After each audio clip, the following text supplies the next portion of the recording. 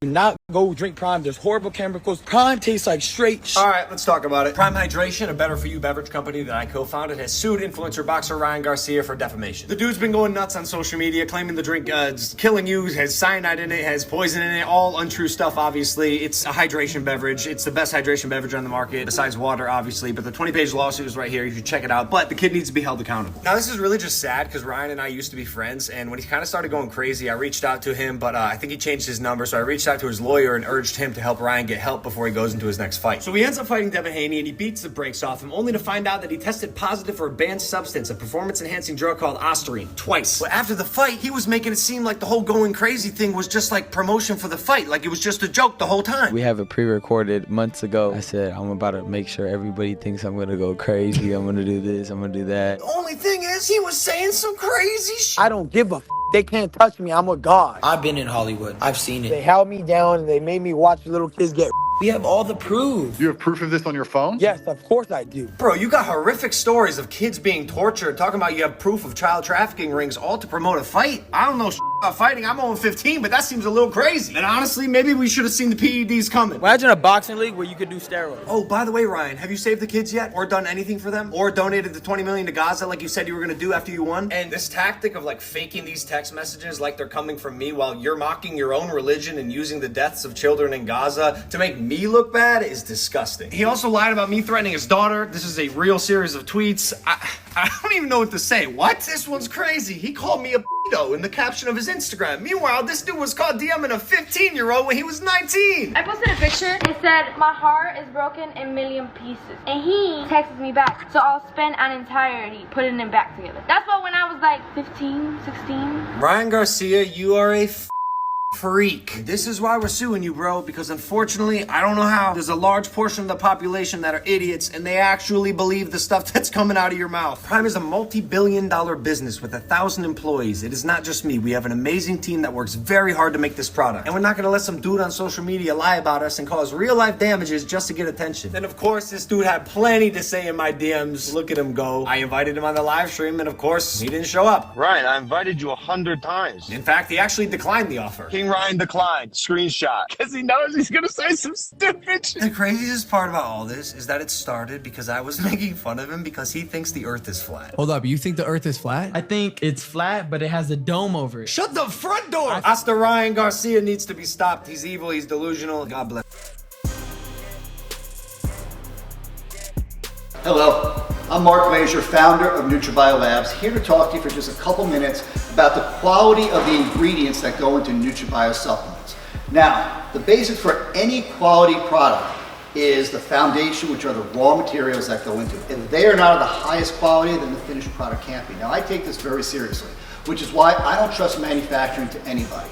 I do it myself right here in my own FDA registered and FDA inspected GMP facility. This facility has been audited multiple times by the FDA under 21 CFR 111 regulations. It's been audited by the USDA as a dairy facility.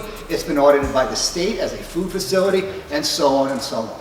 So if you've seen any of our videos, you see this is a pretty high-tech facility. So why am I standing here around all these barrels and drums? It's not really the nicest part of the facility, but it's because this room right here, this portion of the facility, is probably the most important part of my facility.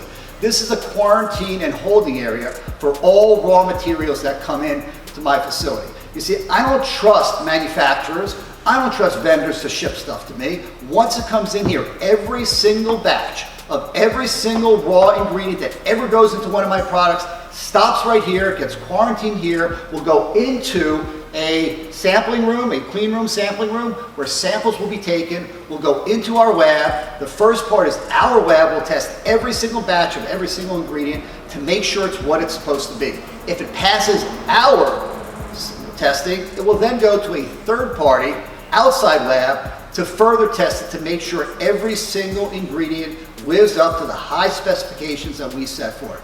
Once approved by that lab and then approved by our lab, it is allowed to leave this holding facility and go into our warehouse, where it then can go into the production facility. Let's take a look at some of the testing that we do in-house. Okay, so once we've quarantined the ingredient in the facility next door, the holding facility. We'll take a sample and we'll bring it into this room. Now this room is level 1 in quality control analysis. It's the first step. And what we're doing here is a test to make sure that the ingredient is what it's supposed to be. It's called identity testing. And we will do this test for every single batch of every single raw material that we bring into this facility. Not only the batch itself, but we will take full samples, representative samples of the entire batch to make sure that we know that all the containers are what they're supposed to be. Now this is called FTNIR, which stands for Fourier Transform Near Infrared Spectroscopy. What this does with a laser is it'll analyze the ingredient and it'll create a spectrogram of the ingredient and compare it to a reference sample and tell us whether this is exactly what it's supposed to be. We'll then do other testing here, maybe pH testing, organoleptic testing, particle size testing, to further prove out that that ingredient meets first levels of our specifications. If it does, a second sample will be prepared and sent to a third-party certified lab. And in that lab, we test for purity, potency, composition, and contaminants. So we want to make sure that our specification is met exactly. For example, our creatine monohydrate, the specification is 99.97%, near perfect or higher. Once we've identified it here to be creatine monohydrate, that third-party lab has to show us that it's contaminant-free, it reaches that 99.987%, and there's nothing in there that's going to hold us back from releasing it.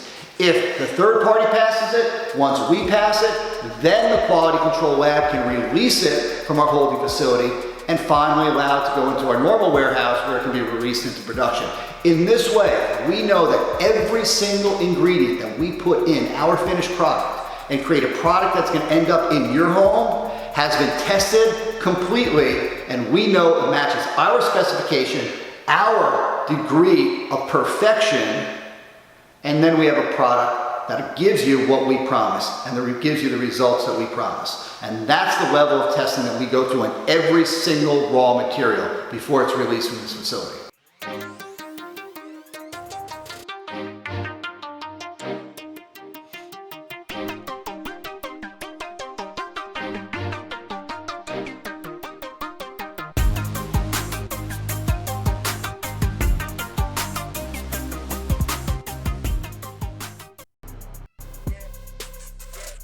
This episode is being brought to you by Power Grind Sports. Power Grind Sports is in the business of talking about the biggest names in sports and entertainment. Whether you're a diehard fan or a casual observer, Power Grind Sports is here, bringing the latest news, analysis, and insights from the world of sports, football, basketball, baseball, to boxing, everything in between. Power Grind Sports delivers the hottest topics in sports. Visit them at powergrindsports.com.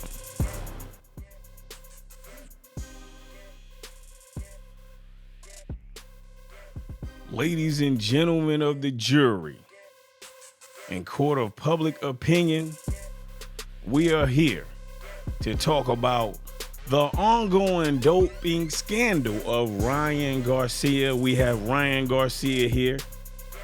You heard it right, folks.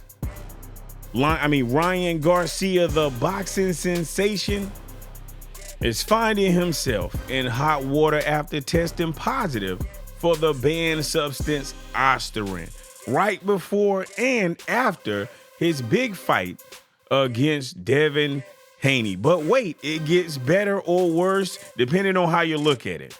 Ryan Garcia's legal team is now claiming that new tests prove he's innocent, asserting that the positive results were due to supplement contamination. Now, they've got reports showing that 2 supplements that he was using were contaminated with Osterin. And they're planning all of these big press conferences and this social media invasion to lay out all of the details to clear the name of the drug cheat by the name of Ryan Garcia. Now, let's break this down. We're supposed to believe that Ryan Garcia just accidentally ingested some Osterin because his supplements were tainted. Yeah, that's because, top tier athletes that stay at the top of their game, they're just chugging random supplements without knowing what's inside of them. Come on, man. So let me get this straight.